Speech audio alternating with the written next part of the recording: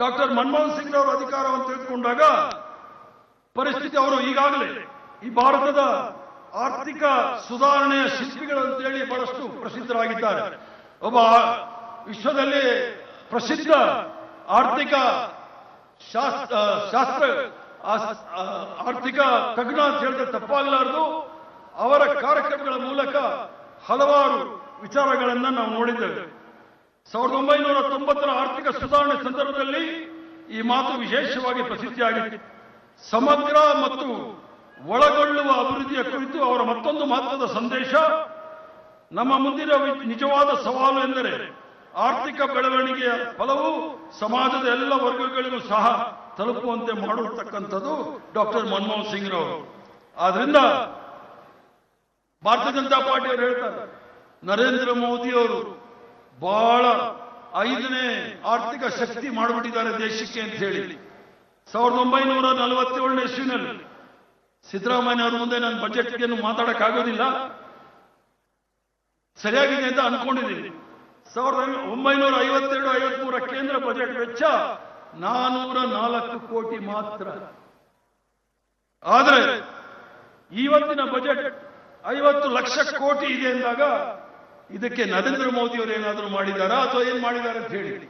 ಏನು ಕಾಂಗ್ರೆಸ್ ಪಕ್ಷದ ಸಂದರ್ಭದಲ್ಲಿ ಮಲ್ಲಿಕಾರ್ಜುನ್ ಖರ್ಗೆ ಸಾಹೇಬರು ಹೇಳಿದ್ರು HMT, HAL, ITI, BL, BML ಅಂತ ಹೇಳಿ ಇವೆಲ್ಲ ಸಾರ್ವಜನಿಕ ಉದ್ಯಮಗಳು ಬೆಂಗಳೂರು ನಗರದಲ್ಲಿ ಒಂದೊಂದಾಗೆ ಮಾರ್ಕೊಂಡು ಬಂದ್ಬಿಡ್ತಾರೆ. HMT ಮಾರಿದ್ರು, ITI ಮಾರಿದ್ರು, ಪ್ರತಿಯೊಂದು 26 ಸಾರ್ವಜನಿಕ ಉದ್ಯಮಗಳನ್ನ ಮಾರಿರ್ತಕ್ಕಂಥ ಏನಾದರೂ ಕೆಟ್ಟ ಕರಾಳ ಇತಿಹಾಸ ಇದ್ರೆ ಅದು ನರೇಂದ್ರ ಮೋದಿ ಅವರು ಅಂತ ಹೇಳಿದ್ರೆ ತಪ್ಪಾಗಲಾರದು. ಆದ್ರಿಂದ ಈ ದೇಶವನ್ನು ಒಂದು ಶಕ್ತಿತ್ವವಾಗಿ ಬೆಳೆಸಬೇಕಾದ್ರೆ ಕಾಂಗ್ರೆಸ್ ಪಕ್ಷದ ಕೊಡುಗೆ ನಿಮ್ಗೆಲ್ಲರೂ ಸಹ ಗೊತ್ತಾಗಬೇಕು ಅಂತ ಹೇಳಿ ನಾನು ಭಾಷಣ ಮಾಡ್ತಾ ಇದ್ದೀನಿ. ಭಾಷಣ ಮಾಡಬೇಕು ಅಂತ ಹೇಳಿ ಮಾಡ್ತಾ ಇಲ್ಲ. ಭಾರತೀಯ ಜನತಾ ಪಾರ್ಟಿ ಅಧಿಕಾರಕ್ಕೆ ಬಂದ್ರೆ ಯಾವುದೇ ರಾಜಕೀಯ ಪಕ್ಷಗಳನ್ನು ಬಿಡಲಿಲ್ಲ. ಈ ದೇಶದ ಎಲ್ಲ ಪ್ರಾದೇಶಿಕ ಪಕ್ಷಗಳಿದೆ ನೋಡಿ, ಅದು ADMK ಇರ್ಬೋದು, ಶಿವಸೇನಾ ಇರ್ಬೋದು, ಅಕಾಲಿದಳ ಇರ್ಬೋದು, ಜನತಾದಳ ಇರ್ಬೋದು, ಈಗ ತೃಣಮೂಲ ಇರ್ಬೋದು, ಎಲ್ಲ ಪ್ರಾದೇಶಿಕ ಪಕ್ಷಗಳನ್ನ ಸಂಪೂರ್ಣವಾಗಿ ನಿರ್ನಾಮ ಮಾಡ್ಲಿಕ್ಕೆ ಕೊಟ್ಟಿರ್ತಕ್ಕಂಥದ್ದು ಈಗಾಗಲೇ ತಾವು ನೋಡ್ತಾ ಇದ್ದೀರಿ. ಕಾಂಗ್ರೆಸ್ ಪಕ್ಷ ಯಾವುದೇ ಪ್ರಾದೇಶಿಕ ಪಕ್ಷವನ್ನು ಮುಗಿಸ್ಲಿಕ್ಕೆ ಕೊಡಲಿಲ್ಲ. ಎಲ್ಲ ಪ್ರಾದೇಶಿಕ ಪಕ್ಷಗಳು ಮೇಲೆ ಬಂದಿರತಕ್ಕಂಥದ್ದು ಕಾಂಗ್ರೆಸ್ ಪಕ್ಷದ ಅವಧಿಯಲ್ಲಿ. ಕಾಂಗ್ರೆಸ್ ಪಕ್ಷದ ಅವಧಿಯಲ್ಲಿ ಬಂದಿರತಕ್ಕಂಥ ಎಲ್ಲ ಪ್ರಾದೇಶಿಕ ಪಕ್ಷಗಳನ್ನ ಒಂದೊಂದಾಗೆ ಮುಗಿಸ್ತಾ ಇರ್ತಕ್ಕಂಥದ್ದು ನೋಡಿದಾಗ ನೀವು ಯೋಚನೆ ಮಾಡಬೇಕಾಗುತ್ತೆ. ಭಾರತೀಯ ಜನತಾ ಪಾರ್ಟಿಯವರ ಅವ್ರು ಹೇಳ್ತಾ ಇರ್ತಾರೆ, 1 nation 1 leader, 1 nation 1 religion, 1 nation 1 education, 1 nation 1 ration ಅಂತ ಹೇಳಿ ಒಂದು 16 ಇಟ್ಕೊಂಡಿದ್ದಾರೆ. ಏನಕ್ಕಂತ 16? ಅದಕ್ಕೆ ನಾನು ಹೇಳಿದ ಬಹುತ್ವದ ಆತ್ಮ ಈ ಭಾರತ ದೇಶ, ಎಲ್ಲರೂ ಸಹ ಅವಕಾಶ ಇರ್ತಕ್ಕಂಥದ್ದು. ಆದ್ರಿಂದ ಮುಂದೆ ಬರ್ತಕ್ಕಂಥ ದಿನದಲ್ಲಿ ನಮ್ಮ ಮುಂದೆ ದೊಡ್ಡ ಸವಾಲಿದೆ. ಮಲ್ಲಿಕಾರ್ಜುನ್ ಖರ್ಗೆ ಸಾಹೇಬರು ಹೇಳಿದಾಗೆ ನಮ್ಮ ಮುಂದೆ ಇರ್ತಕ್ಕಂಥ ಒಂದು ವಿಶೇಷ ತೀವ್ರ ಪರಿಷ್ಕರಣೆ ಮಾಡ್ತಕ್ಕಂಥ SIR ವಿರುದ್ಧ ಹೋರಾಟ ಮಾಡಬೇಕಾಗಿರ್ತಕ್ಕಂಥದ್ದು. ನೀಟ್ ಪರೀಕ್ಷೆ ಪತ್ರಿಕೆ ಏನು ಸೋರಿಕೆ ಆಗ್ತಾ ಇದೆ ಅದರ ವಿರುದ್ಧ ಹೋರಾಟ ಮಾಡಬೇಕಾಗಿರ್ತಕ್ಕಂಥದ್ದು. ಬೆಲೆ ಏರಿಕೆ ವಿರುದ್ಧ ಹೋರಾಟ ಮಾಡ್ತಕ್ಕಂಥದ್ದು. ಅದ್ರ ಜೊತೆಗೆ ಕರ್ನಾಟಕ ರಾಜ್ಯ ಬಹಳ ಹೆಮ್ಮೆಯಿಂದ ಹೇಳ್ಕೊಳ್ತೀನಿ, ಮಲ್ಲಿಕಾರ್ಜುನ್ ಖರ್ಗೆ ಸಾಹೇಬರು ಹೇಳಿದ್ರು, AICC ನಲ್ಲಿ ನಾನು ಸುಮಾರು ವರ್ಷ ಇದ್ದೆ, ಸುಮಾರು ರಾಜ್ಯಗಳ ಉಸ್ತುವಾರಿ ವಹಿಸಿದ್ದೆ ಅಂತ ಹೇಳಿ ಬಹಳ ಹೆಮ್ಮೆಯಿಂದ ಹೇಳ್ತೀನಿ. ಕರ್ನಾಟಕ ರಾಜ್ಯ ಇಡೀ ರಾಷ್ಟ್ರಕ್ಕಲ್ಲ, ಇಡೀ ಪ್ರಪಂಚಕ್ಕೆ ಒಂದು ಮಾದರಿ ರಾಜ್ಯ ಅಂತ ಹೇಳಿಕ್ಕೆ ಇಚ್ಛೆ ಬೀಳ್ತೇನೆ. ಅದರ ಕೊಡುಗೆ ಕಾಂಗ್ರೆಸ್ ಪಕ್ಷದ ಕೊಡುಗೆ ಅನ್ನೋದಕ್ಕೂ ಕೂಡ ಯಾರು ಸಹ ಮರೆಯೋಂಗಿಲ್ಲ. ದೇವರಾಜ ಅರಸು ಅವರ ಅಧಿಕಾರದಲ್ಲಿ, ದೇವರಾಜ ಅರಸರು ಮುಖ್ಯಮಂತ್ರಿ ಆದ ನಂತರ ಏನು ಕರ್ನಾಟಕ ರಾಜ್ಯದಲ್ಲಿ ಸಾಮಾಜಿಕ ನ್ಯಾಯ ಮತ್ತು ಎಲ್ಲರಿಗೂ ಸಹ ಉಳುವವನೇ ಒಡೆಯ ಅಂತ ಹೇಳಿ ಕಾರ್ಯಕ್ರಮಗಳನ್ನು ತಂದು ಎಲ್ಲ ವರ್ಗದವರಿಗೂ ಸಹ ಸರ್ಕಾರದ ಮೂಲ ದಾರಿಯಲ್ಲಿ ತಂದಿರತಕ್ಕಂಥ ಕೀರ್ತಿ ದೇವರಾಜ ಅರಸರಿಗೂ ಸಹ ಸಲ್ಲದು. ನಿಜಲಿಂಗಪ್ಪನವರು ಇರ್ಬೋದು, ದೇವರಾಜ ಅರಸು ಇರ್ಬೋದು, ಅಥವಾ SM ಕೃಷ್ಣರವರು ಇರ್ಬೋದು, JH ಪಟೇಲ್ ಅವರು ಇರ್ಬೋದು, ಎಲ್ಲರೂ ಸಹ ಕೆಂಗಲ್ ಹನುಮಂತನವರು ಇರ್ಬೋದು, ಆದ್ರೂ KC ರೆಡ್ಡಿ ಅವರು ಇರ್ಬೋದು, ಎಲ್ಲರೂ ಸಹ ಕರ್ನಾಟಕ ರಾಜ್ಯವನ್ನ ಒಂದು ಮಾದರಿ ರಾಜ್ಯವನ್ನಾಗಿ ಮಾಡಲಿಕ್ಕೆ ಸಂಪೂರ್ಣವಾಗಿ ಟೊಂಕ ಕಟ್ಟಿ ನಿಂತು ಸಾಧನೆ ಮಾಡಿದ್ದಾರೆ. ಅದನ್ನ ನಾವು ಮುಂದೆ ತೆಗೆದುಕೊಂಡು ಹೋಗಬೇಕಾಗಿದೆ. ನಾವೇನ್ ಸಾಧನೆ ಮಾಡ್ತೀವೋ ಇಲ್ವೋ ನನಗೆ ಗೊತ್ತಿಲ್ಲ, ಆದ್ರೆ ನಮ್ಮ ಪೂರ್ವಜರು ಏನು ಈ ಒಂದು ಪವಿತ್ರವಾದ ಪಕ್ಷವನ್ನು ನಮ್ಮ ಕೈಗೆ ಜವಾಬ್ದಾರಿ ಕೊಟ್ಟಿದ್ದಾರೆ. ಇದಕ್ಕೆ ಶಕ್ತಿ ಮೀರಿ ಕೆಲಸ ಮಾಡ್ತಕ್ಕಂಥ ಭರವಸೆನ ನಾನು ನಿಮಗೆ ಕೊಡ್ತೇನೆ. ಶಕ್ತಿ ಮೀರಿ ಕೆಲಸ ಮಾಡ್ತೇನೆ. ಮುಂದಿನ ಪೀಳಿಗೆಗೆ ಯಾವ ರೀತಿ ನಮ್ಮ ಪೂರ್ವಜರು ನಮಗೆ ಕಾಂಗ್ರೆಸ್ ಪಕ್ಷವನ್ನು ಕೊಟ್ಟಿದ್ರು ಅದೇ ರೀತಿ ತಮ್ಮ ಕೈಯಲ್ಲಿ ಕೊಟ್ಟು ನಾವು ಸಹ ಮುಂದೆ ಹೋಗ್ತೀವಿ. ಮತ್ತೆ ಖರ್ಗೆ ಸಾಹೇಬರು ಕೆಲವು ಕಿವಿ ಮಾತು ಹೇಳಿದರು. ಯಾವುದೇ ಸಂದರ್ಭದಲ್ಲಿ ಪಕ್ಷಕ್ಕೆ ತೊಂದರೆ ಆಗದಾಗ ನಾನು ಮತ್ತು ಮುಖ್ಯಮಂತ್ರಿಗಳಾಗಿರ್ತಕ್ಕಂಥ ಶಿವಕುಮಾರ್ ಅವರು ಒಟ್ಟಿಗೆ ಕಾಂಗ್ರೆಸ್ ಪಕ್ಷವನ್ನ ಮುಂದೆ ತೆಗೆದುಕೊಂಡು ಹೋಗ್ತೀವಿ. ಅದರ ಜೊತೆಗೆ ಕೆಲವು ಅಗ್ರಿಮೆಂಟ್ ಕೂಡ ತಾವು ಮಾಡಿಕೊಂಡಿದ್ದೀವಿ. 2.5 ವರ್ಷ ಆಗೋಯ್ತು. ಬೋರ್ಡ್ ಕಾರ್ಪೊರೇಷನ್ ಚೇರ್ಮನ್ಗಳು ಹಂಗೆ ಇದ್ದಾರೆ, ಮೆಂಬರ್ಗಳು ಹಂಗೆ ಇದ್ದಾರೆ. ಅವ್ರನ್ನೆಲ್ಲ ರಾಜೀನಾಮೆ ತಗೊಂಡು ಹೊಸಬರಿಗೆ ಅವಕಾಶ ಮಾಡಿಕೊಡಿ ಅಂತ ಕೂಡ ನಾನು ಹೇಳಲಿಕ್ಕೆ ಇಚ್ಛೆ ಬೀಳ್ತೇನೆ. ಯಾಕಂದ್ರೆ 1ನೇ ಇನ್ನಿಂಗ್ಸ್ ಆಯ್ತು, ಸಿದ್ದರಾಮಯ್ಯನವರು 1ನೇ ಇನ್ನಿಂಗ್ಸ್ ಮಾಡಿದ್ರು. ಈಗ 2ನೇ ಇನ್ನಿಂಗ್ಸ್ ನಾವು ಆಡಬೇಕಾದ್ರೆ ಪಿಚ್ ಹೆಂಗಿದೆ ಅನ್ನೋದು ನೋಡ್ಬೇಕಾದ್ರೆ ಹೊಸ ಕಾರ್ಯಕರ್ತರ ಜೊತೆಗೆ ಹೊಸ ಜವಾಬ್ದಾರಿ ಅವ್ರಿಗೆಲ್ಲರೂ ಸಹ ಕೊಡಬೇಕು ಅಂತ ನಾನು ಹೇಳ್ತೇನೆ. ಯಾಕಂದ್ರೆ ಇದು ನಮ್ಮ ಪೂರ್ವಾಜಿತ ಸೊತ್ತಲ್ಲ. ಸರ್ಕಾರ ಅಂತಕ್ಕಂಥದ್ದು ಯಾರ ಪೂರ್ವಾಜಿತ ಸೊತ್ತಲ್ಲ. ನೀವು ಏನು ಸರ್ಕಾರವನ್ನ ರಚನೆ ಮಾಡಲಿಕ್ಕೆ ಸಹಾಯ ಮಾಡಿದ್ರಿ, ರಕ್ತ ಬೆವರು ಸುತ್ತು ಮಾಡಿದ್ರಿ, ಆ ಸರ್ಕಾರದ ಫಲ ನಿಮಗೂ ಸಹ ಸಿಗ್ಬೇಕು ಅಂತ ಹೇಳಿ ನಾನು ಹೇಳ್ತೇನೆ. ಮತ್ತೆ ನನ್ನ ಜೀವನದಲ್ಲಿ ರಾಜಕೀಯ ಜೀವನದಲ್ಲಿ ನಾನು ಯಾವತ್ತೂ ಸಹ ವಿಧಾನಸೌಧ ಪಾರ್ಲಿಮೆಂಟ್ ಓಡಾಡ್ದವನಲ್ಲ, ಲೆಟರ್ ಗಿಟರ್ ಇಟ್ಕೊಂಡು ಓಡಾಡ್ದವನಲ್ಲ, ಫೈಲ್ ಇಟ್ಕೊಂಡು ಓಡಾಡ್ದವನಲ್ಲ. ಕಾಂಗ್ರೆಸ್ ಪಕ್ಷ ಪವಿತ್ರವಾದ ಪಕ್ಷ. ಸಾವಿರಾರು ಜನ ಪ್ರಾಣಾರ್ಪಣೆ ಮಾಡಿ, ಲಕ್ಷಾಂತರ ಜನ ತ್ಯಾಗ ಮಾಡಿ ಈ ಪಕ್ಷವನ್ನು ಈ ರಾಷ್ಟ್ರದಲ್ಲಿ ಇಟ್ಟಿದ್ದಾರೆ. ಇಡೀ ಪ್ರಪಂಚದಲ್ಲಿ ಹೆಸರುವಾಸಿಯಾಗಿರ್ತಂಥ ಪಕ್ಷ. ಇದನ್ನ ಬಲಿಷ್ಠವಾಗಿ ಬೆಳೆಸಬೇಕು ಅಂತ ಹೇಳಿ ಭಾರತ್ ಸೇವಾದಳದಲ್ಲಿ ಮೊದಲನೇ ಹೆಜ್ಜೆ ಶೇಷಾಪುರಂ ಸ್ಕೂಲು, NSY MES ಕಾಲೇಜಲ್ಲಿ NSY ನನ್ನ ಗುರುಗಳಾದ ಎಚ್ ನರಸಿಂಹಯ್ಯನವರು MPL ಶಾಸ್ತ್ರಿಗಳು. ಅವರು MPL ಶಾಸ್ತ್ರಿಗಳು ಒಂದು ಕಾಲೇಜಿನ ಅಧ್ಯಕ್ಷ ಆಗಿ ಏನ್ ಮಾಡಬೇಕು ಅಂತ ಹೇಳ್ಕೊಟ್ಟಿರ್ತಕ್ಕಂಥದ್ದು ಈಗಲೂ ಸಹ ನಮಗೆ ಉಪಯೋಗಕ್ಕೆ ಬರ್ತಾ ಇದೆ. ಎಚ್ ನರಸಿಂಹಯ್ಯನವರು ಬೆಂಗಳೂರು ಯೂನಿವರ್ಸಿಟಿಯ ವೈಸ್ ಚಾನ್ಸಲರ್ ಇದ್ರು. ನಾಯಕತ್ವ ಹೆಂಗಿರ್ಬೇಕು ಅಂತ ಹೇಳಿ ನನ್ನ ಜೊತೆ ಇಲ್ಲಿ ಸ್ಟೇಜ್ ಮೇಲೆ PM ಅಶೋಕ್ ಗಾಂಧಿ ಟೋಪಿ ಹಾಕಿಬಿಟ್ಟಿದ್ದಾರೆ. ಅವರಿದ್ರು, ರೇವಣ್ಣ ಇದ್ರು, ಮತ್ತೆ KM ನಾಗರಾಜರು.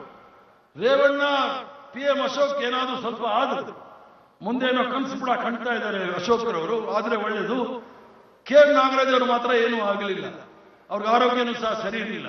ನಿರಂತರವಾಗಿ ನಾವೆಲ್ಲರೂ ಸಹ ಒಂದೇ ಪಕ್ಷದಲ್ಲಿ, ಇಂದಿರಾ ಗಾಂಧಿ ಅವರು ಇರ್ಬೋದು, ರಾಜೀವ್ ಗಾಂಧಿ ಅವರು ಇರ್ಬೋದು, ಸೋನಿಯಾ ಗಾಂಧಿ ಅವರು ಇರ್ಬೋದು, ರಾಹುಲ್ ಗಾಂಧಿ ಅವರು ಇರ್ಬೋದು, ಪ್ರಿಯಾಂಕಾ ಗಾಂಧಿ ಅವರು ಇರ್ಬೋದು, ನಿರಂತರವಾಗಿ ಒಂದೇ ಪಕ್ಷದಲ್ಲಿ ಕೆಲಸ ಯಾಕೆ ಮಾಡ್ಕೊಂಡು ಬಂದ್ವಿ ಅಂದ್ರೆ ಎಲ್ಲರಿಗೂ ಸಹ ಅವಕಾಶ ಕೊಡ್ತಕ್ಕಂಥ ಯಾವುದಾದ್ರೂ ಪಕ್ಷ ಇದ್ರೆ ಅದು ಕಾಂಗ್ರೆಸ್ ಪಕ್ಷ ಅನ್ನೋದನ್ನು ಹೇಳ್ತೀನಿ. ನೀವು ಸಹ ಧೃತಿ ಕೆಡಬೇಡಿ. ನಾನು ಯಾವುದೇ ದೊಡ್ಡ ಜಾತಿಯಿಂದ ಬಂದವನಲ್ಲ, ನಾನು ಯಾವುದೇ ದೊಡ್ಡ ಬಂಡವಾಳಶಾಹಿ ಅಲ್ಲ. ನಾನೊಬ್ಬ ಸಾಮಾನ್ಯ ಕಾರ್ಯಕರ್ತನಾಗಿ ಇಷ್ಟ ಮೇಲೆ ಬರಬೇಕಾದ್ರೆ ಒಂದು ಪಕ್ಷದ ನಿಷ್ಠೆ, ನಾಯಕತ್ವದಲ್ಲಿ ನಂಬಿಕೆ, ಇದರಲ್ಲಿ ನೀವು ಸಹ ಮೇಲ್ ಬರ್ತೀರಾ ಅನ್ನೋದನ್ನ ನಿಮಗೆ ಆಶ್ವಾಸನೆ ಕೊಡ್ಲಿಕ್ಕೆ ಇಚ್ಛೆ ಬೀಳುತ್ತೆ. ಆದ್ರಿಂದ ಮುಂದೆ ಬರ್ತಕ್ಕಂಥ ದಿನಗಳಲ್ಲಿ ಏನು ನಮ್ಮ ಸೋನಿಯಾ ಗಾಂಧಿ ಅವರು ನಮ್ಮೆಲ್ಲ ಅಚ್ಚುಮೆಚ್ಚಿನ ನಾಯಕಿ, 2010 ಇಸ್ವಿನಲ್ಲಿ 33% ಮೀಸಲಾತಿ ಮಹಿಳೆಯರು ಕೊಡಬೇಕು ಅಂತ ಹೇಳಿದ್ದಾರೆ. 1998 ಇಸ್ವಿನಲ್ಲಿ 33% ಮಹಿಳೆಯರು ಎಲ್ಲ ಪದಾಧಿಕಾರಿಗಳ ಅವಕಾಶ ಮಾಡಿಕೊಡ್ಬೇಕು ಅಂತ ಹೇಳಿದ್ದಾರೆ. ಅದಕ್ಕೋಸ್ಕರ ಯಾರೇ ಪೂರ್ಣವಾಗಿ ಕೆಲಸ ಮಾಡೋರಿಗೆ ಎಲ್ಲ ರೀತಿಯ ಶಕ್ತಿ ತುಂಬಲಿಕ್ಕೆ ಪದಾಧಿಕಾರಿಗಳಾಗೋ 33% ಡೆಫಿನೆಟ್ ಆಗಿ ಖಚಿತವಾಗಿರುತ್ತೆ ಅನ್ನೋದ್ರಲ್ಲಿ ನಿಮಗೆ ನಾನು ಭರವಸೆ ಕೊಡ್ಲಿಕ್ಕೆ ಇಚ್ಛೆ ಬೀಳುತ್ತದೆ. ಜೊತೆಗೆ ಯುವಕರು ಬೇಕು, ವಿದ್ಯಾರ್ಥಿಗಳು ಬೇಕು, ಬುದ್ಧಿಜೀವಿಗಳು ಬೇಕು. ಅದ್ರ ಜೊತೆಗೆ ಅನುಭವ ಇರ್ತಕ್ಕಂಥ, ಎಕ್ಸ್ಪೀರಿಯನ್ಸ್ ಇರ್ತಕ್ಕಂಥ ಹಿರಿಯರನ್ನು, ಯುವಕರನ್ನು, ಮಹಿಳೆಯರನ್ನ, ವಿದ್ಯಾರ್ಥಿಗಳನ್ನ ಸೇರಿ ನಾನು ಪಕ್ಷವನ್ನು ಕಟ್ಟಲಿಕ್ಕೆ ಪ್ರಯತ್ನ ಮಾಡ್ತೀನಿ. ಇದಕ್ಕೆ ತಾವೆಲ್ಲರೂ ಸಹ ಸಹಕಾರ ಕೊಡಬೇಕು. ಇದು ನನಗೆ ಸಹಕಾರ ಕೊಡೋದಲ್ಲ, ಕಾಂಗ್ರೆಸ್ ಪಕ್ಷಕ್ಕೆ ಸಹಕಾರ ಕೊಡ್ತಕ್ಕಂಥದ್ದು. ನಮ್ಮೆಲ್ಲರ ಅಚ್ಚುಮೆಚ್ಚಿನ ನಾಯಕಿ ಸೋನಿಯಾ ಗಾಂಧಿ ಏನು ಹೋರಾಟ ಮಾಡ್ತಾ ಇದ್ದಾರೆ ಈ ಇಳಿ ವಯಸ್ಸಲ್ಲೂ ಸಹ, ನಮ್ಮೆಲ್ಲರ ಅಚ್ಚುಮೆಚ್ಚಿನ ನಾಯಕ ರಾಹುಲ್ ಗಾಂಧಿ ಅವರು ಏನು ಹೋರಾಟ ನಮ್ಮ ಪರ ಮಾಡ್ತಾ ಇದ್ದಾರೆ, ಅವರ ಕೈ ಬಲಪಡಿಸಲಿಕ್ಕೋಸ್ಕರ ನಾವೆಲ್ಲರೂ ಸಹ ಒಗ್ಗಟ್ಟಾಗಿ ಕೆಲಸ ಮಾಡಬೇಕಾಗುತ್ತೆ. ಯಾಕಂದ್ರೆ ಭಾರತೀಯ ಜನತಾ ಪಾರ್ಟಿಯವರು ನೋಡಿ, ಏನಾದರೂ ಖರ್ಗೆ ಸಾಹೇಬರು ಬಿಜೆಪಿ ಮೇಲೆ RSS ಮೇಲೆ ಸ್ಟೇಟ್ಮೆಂಟ್ ಅಂತ ಕಾಂಗ್ರೆಸ್ ಆಫೀಸ್ಗೆ ಗೆರವ್ ಮಾಡಕ್ ಬರ್ತಾರೆ. ಸೋನಿಯಾ ಗಾಂಧಿ ಅವರು ಏನಾದ್ರೆ ಗೆರವ್ ಮಾಡಕ್ ಬರ್ತಾರೆ. ನಾನು ಹೇಳ್ತಾ ಇರ್ತೀನಿ, ಸ್ವಲ್ಪ ನನ್ನ ಹತ್ರನೂ ಬಂದ್ರೆ ಚೆನ್ನಾಗಿರುತ್ತೆ ಅಂತ ಅವ್ರಿಗೆ ಹೇಳ್ತಾ ಇದ್ದೀನಿ, ಈ ವೇದಿಕೆ ಮೂಲಕ ಹೇಳ್ತಿದ್ದೆ. ಆದ್ರಿಂದ ಯುವ ಕಾಂಗ್ರೆಸ್ ಅವರು NSY ಹೋರಾಟದ ಮನೋಭಾವವನ್ನು ಬೆಳೆಸ್ಕೊಳ್ಳಿ.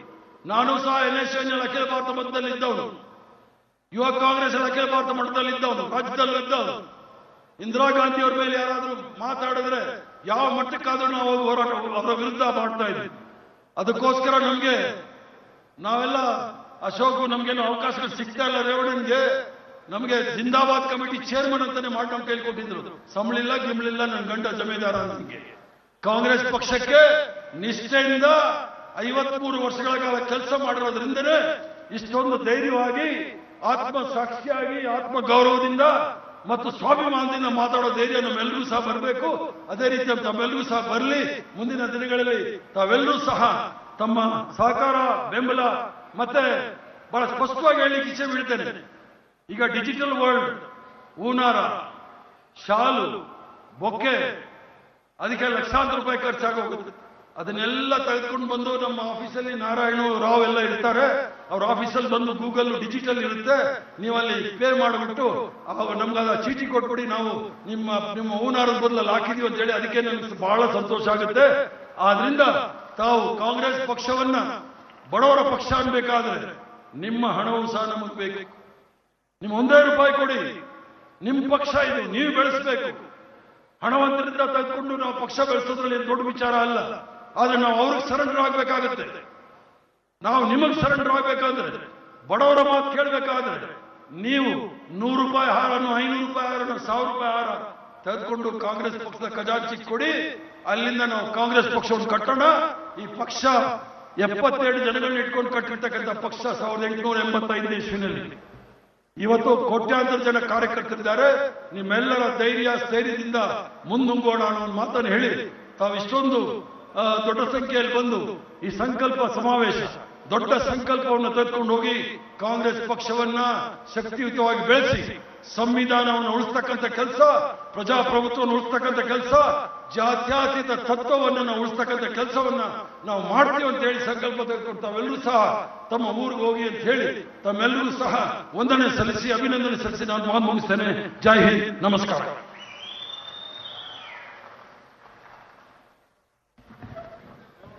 ಸನ್ಮಾನ್ಯ ಹರಿಪ್ರಸಾದ್ ಸಾಹೇಬರಿಗೆ ಧನ್ಯವಾದಗಳು. ಈ ಸಮಾರಂಭದ ಕೊನೆಯ ಘಟ್ಟಕ್ಕೆ ನಾವು ಬಂದಿದ್ದೇವೆ.